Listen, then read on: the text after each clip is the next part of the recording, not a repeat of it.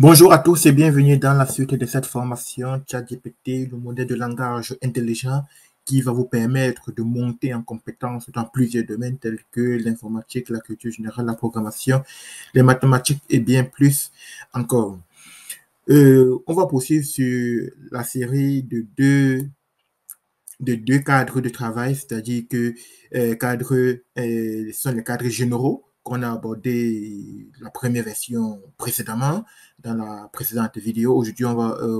Aujourd'hui et dans ce cours, on va aborder la deuxième partie. Pour juste te rappeler, en fait, les cadres généraux présentés ici sont conçus pour être appliqués à tous les scénarios, tout en produisant les résultats détaillés et efficaces. On a vu la première partie, le premier cadre dans la vidéo précédente, et maintenant passons au deuxième cadre. Je rappelle ici que le premier cadre était le cadre RGC, qui veut dire rôle, résultat, goal pour dire objectif, contrainte et puis le contexte. Maintenant, on va passer dans un autre cadre qui est tout simplement ici là, je veux que vous agissiez en tant qu'incitateur. Donc ici, en fait, vous allez demander particulièrement à ChatGPT d'agir en tant que, c'est plus ici le côté persona qui sera donc mis en avant. C'est pour ça que je dis, en fait, cette deuxième option présente une autre structure solide qui peut être appliquée universellement à toutes les entrées et à tout résultat prévu sorti. Voilà. Son objectif est d'établir un format normalisé qui optimise le cadre de ChatGPT et qui, par conséquent, améliore ainsi ses performances dans un large éventail d'entrées. Voyons donc la formule ici. La formule, elle est assez simple. On dit le premier, le 1, je veux que tu te comportes comme, c'est exactement ça, vous agissiez comme, voilà, comme un historien, un biologiste, cela permet de planter le décor du personnage de ChatGPT. Effectivement. On dit, je vous donnerai, donc, vous agissez comme, et je vous donnerai donc, de la matière. Mon public cible, la direction que je souhaite, voilà, et tous les détails qui peuvent permettre cela. Vous allez ensuite créer, c'est-à-dire que vous agissez en tant que je vous donne ceci et vous faites ceci là.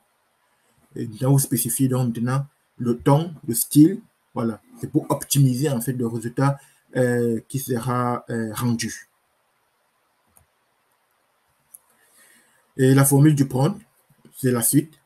Les détails importants sont, c'est-à-dire que vous achetez en tant que, vous donnez ceci, le résultat attendu, ou vous essayez et puis vous donnez également les détails importants au cas où vous l'aurez oublié. Voilà.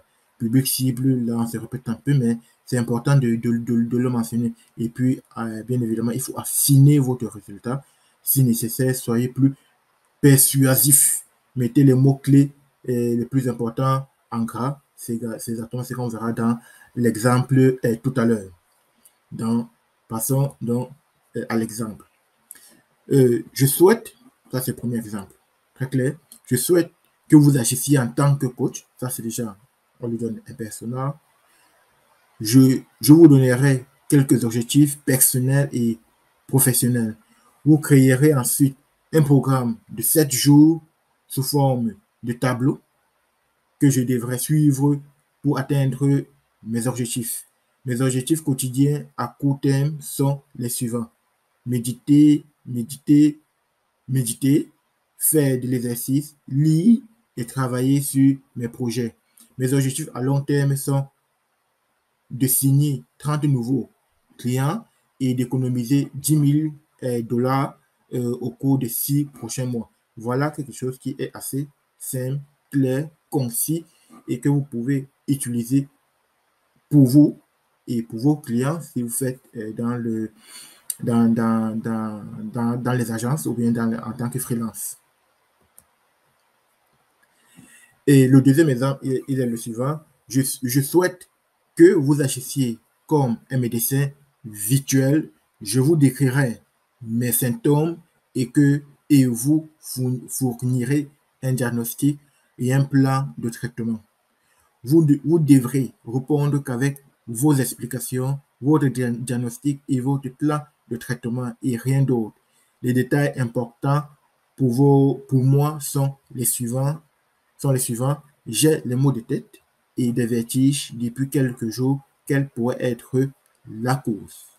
Ça, c'est aussi quelque chose qui est assez concret, assez lisible, assez propre que vous pouvez utiliser. Donc là, on voit les exemples vraiment concrets, directement prêts à l'emploi et que je vous fournis et que vous pouvez exploiter pour vous-même et pour vos clients. Je vais m'arrêter là pour ce cours et je vous remercie vivement vraiment d'avoir suivi cette formation qui sera mise à jour au fur et à mesure et, et justement avec des pratiques directement sur ChatGPT. Donc, il était important de passer toutes ces différentes notions en revue, mais ce n'est pas terminé. On va continuer. Et ça, c'était juste une première phase. Je vous remercie et je vous dis à très bientôt. Merci, Jonas.